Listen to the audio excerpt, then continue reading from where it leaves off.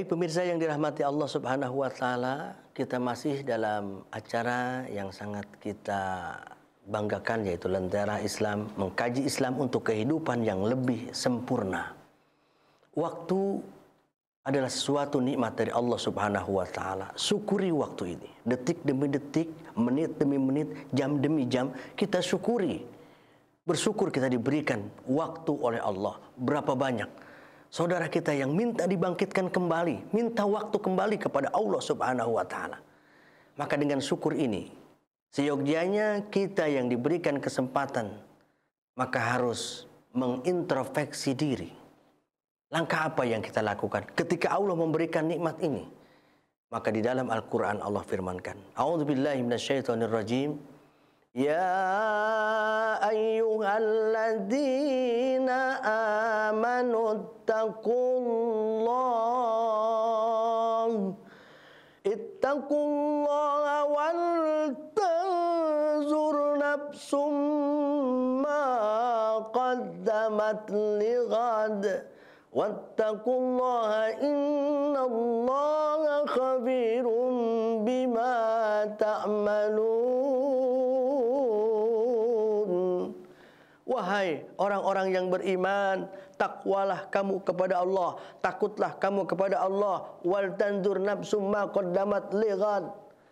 Dan seyogyanya sebaiknya kamu mempersiapkan waktu hari esok dengan baik.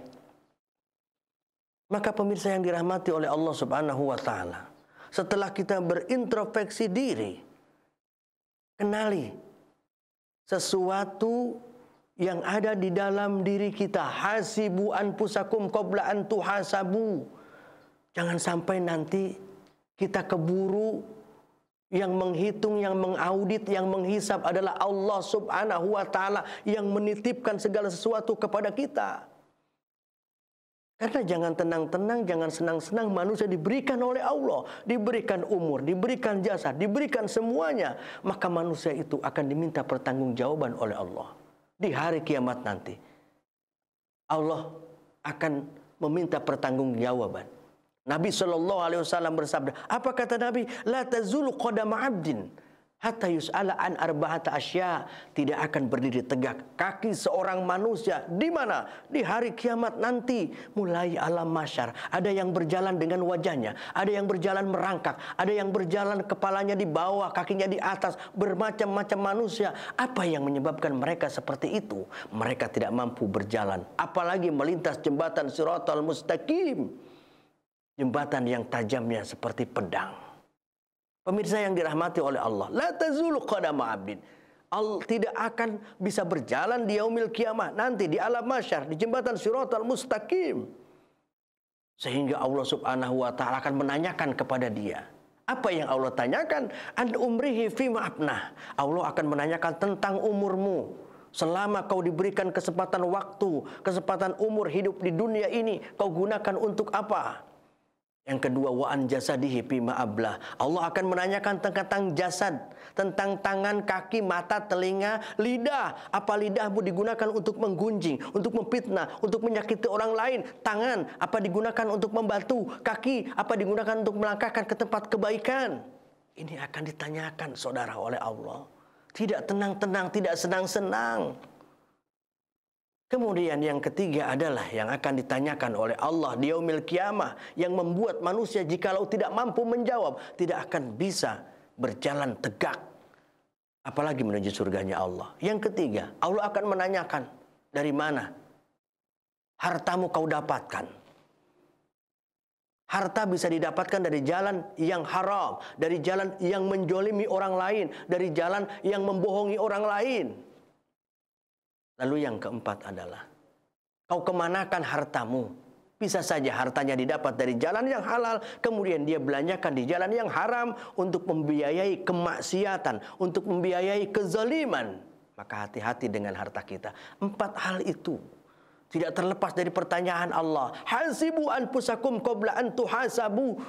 Tentunya kita juga bisa mengintrospeksi diri dari waktu ke waktu. Apa saja yang sudah saya lakukan hari ini? Apakah banyak dosa dan kemaksiatan yang saya lakukan? Apakah banyak amal ibadah yang saya tambahkan? Hasibu anfusakum qabla an tuhasabu. Bersyukur kita kepada Allah. Allah berikan kesempatan untuk mengintrospeksi karena Allah berikan waktu kepada kita. Maka pemirsa yang dirahmati dan dimuliakan oleh Allah, setelah kita introspeksi diri, paling tidak terlalu banyak yang meleset, yang lolos, sehingga sampai di akhirat nanti tidak ada lagi yang lolos sesuatu kekurangan di dalam diri kita. Inilah yang kita harapkan.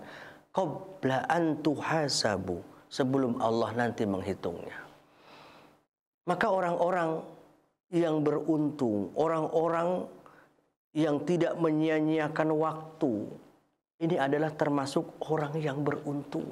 Waktunya di-manage sedemikian mungkin, waktunya ditata, jangan sampai ada satu titik pun dari waktu yang diberikan oleh Allah memiliki nilai kemaksiatan dan kezaliman.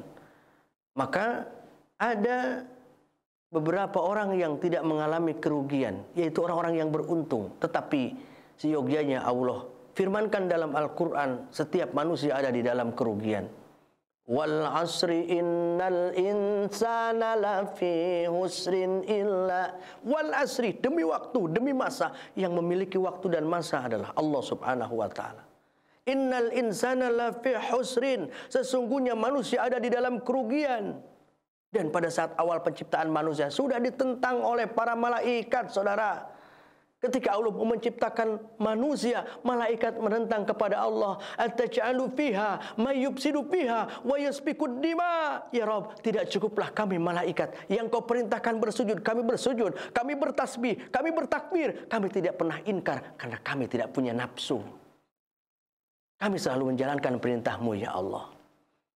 Manusia ditentang oleh malaikat. Jangan diciptakan manusia yang nantinya akan berbuat onar. Innal insana lafi husrin. Sesungguhnya manusia ada di dalam kerugian dan akhir kehidupan kita jasad ini akan menjadi bangkai. Pemirsa yang dirahmati oleh Allah Subhanahu wa taala.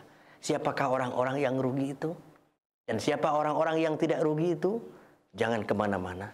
Kita akan saksikan Lentera Islam setelah pesan-pesan berikut ini.